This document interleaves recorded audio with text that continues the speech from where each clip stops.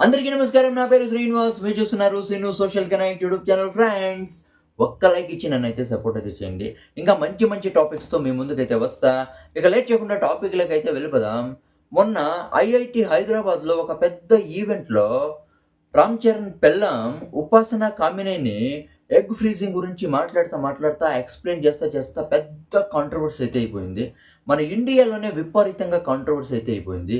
అసలు అయమ్మని చాలామంది సమర్థిస్తూ ఉన్నారు. చాలామంది అయితే విపరీతంగా దారుణంగా తిడుతూ ఉన్నారు. అసలు నిజంగా చెప్పాలంటే మన ఇండియాలోనే కాదు, మన ప్రపంచంలోనే ఈ ఎగ్ ఫ్రీజింగ్ కూడా చాలామంది మహిళలు అయితే చేపించుకుంటూ ఉన్నారు. నిజంగా అసలు ఈ ఎగ్ ఫ్రీజింగ్ అంటే ఏంటి? ఎగ్ ఫ్రీజింగ్ ఎందుకు చేస్తారు? ఎగ్ ఫ్రీజింగ్ ఎలా చేస్తారు? ఎంత డబ్బు ఖర్చు అవుతుంది? అసలు దీని గురించి అయితే మనమైతే మాట్లాడుకుందాం. అసలు ఉపాసన ఏం చేసిందంటే 29 ఏళ్ల వయసులో 27 ఏళ్ల వయసులో అయితే పెళ్ళైతే చేసుకుంది. 29 ఏళ్ల వయసులో ఆ యమ్మ అండాల్ని అంటే ఈ ఉపాసన ఆ యమ్మ ఎగ్స్‌ని ఫ్రీజ్ అయితే చేపించుకుంది. ఓకేనా?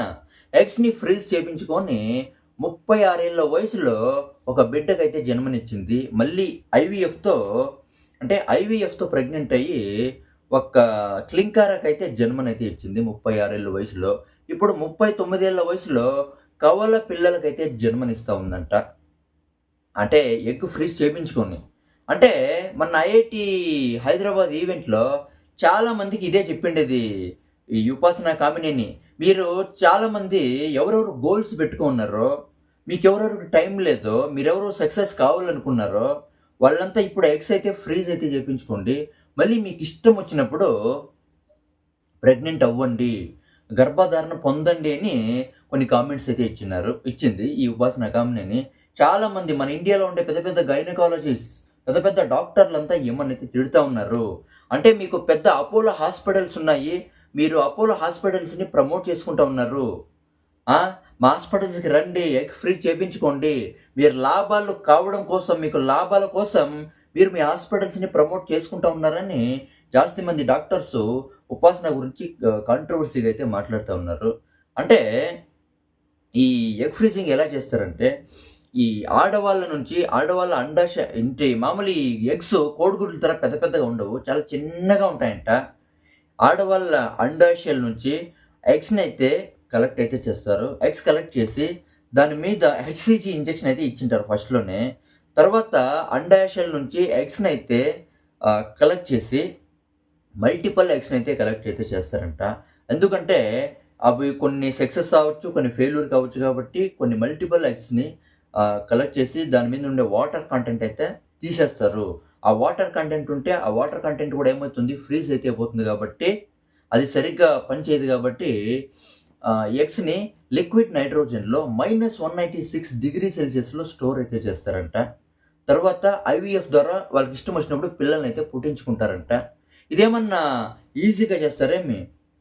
లక్షల్లో ఖర్చయితే అవుతుందంట. అంటే లక్షల్లో ఖర్చయితుంది. అంటే మామూలు మనుషులైతే దీనికి సరిపోరు. ఎవరెవరు లక్షల్లో సంపాదిస్తూ ఉన్నారో, ఎవరెవరు బ్యాంకుల్లో కోట్ల రూపాయలున్నాయో, ఎవరెవరు బిజీగా ఉన్నారో, ఎవరెవరికి హెల్త్ ఇష్యూస్ ఉన్నాయో, ఎవరెవరు ఇప్పుడే ప్రెగ్నెంట్ కాకూడదు వాళ్ళ లైఫ్‌లో అనుకుంటున్నారో, వాళ్ళు మాత్రమే ఎగ్స్ ఫ్రీజ్ చేపించుకొని తర్వాత వాళ్ళకి ఇష్టం వచ్చినప్పుడు పిల్లల్నైతే కంటారు. ఇది మన ఇండియాలోనే కాదు, ప్రపంచంలో చాలా మంది ఎగ్స్ అయితే ఫ్రీజ్ అయితే చేపించుకుంటా ఉన్నారు. అది కాక మన ఇండియాలోనే చాలామంది సెలబ్రిటీస్ కూడా ఎగ్స్ ఫ్రీజ్ అయితే చేపించుకున్నారు.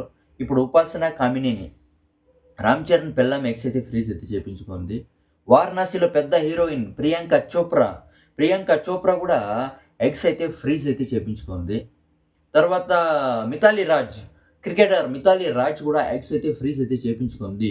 ఎవరెవరు బిజీగా ఉన్నారో వాళ్ళ లైఫ్‌లో ఇప్పుడు ప్రెగ్నెంట్ కాకూడదు, కానీ ప్రెగ్నెంట్ కావాలా, వాళ్ళకి ఇష్టం వచ్చినప్పుడు ప్రెగ్నెంట్ కావాలనుకునే వాళ్ళు ఈ ఎగ్ ఫ్రీజింగ్ అయితే చేపించుకుంటారు. వాళ్ళకైతే లక్షల్లో డబ్బు అయితే ఖర్చు అవుతుంది. సంవత్సరాల కొద్దీ ఈ ఎగ్స్ హాస్పిటల్స్‌లో ఫ్రీజ్ అయితే చేపిస్తారు. తర్వాత వాళ్ళకి ఇష్టం వచ్చినప్పుడు పిల్లల్ని అయితే కంటారు. అవునా కదా?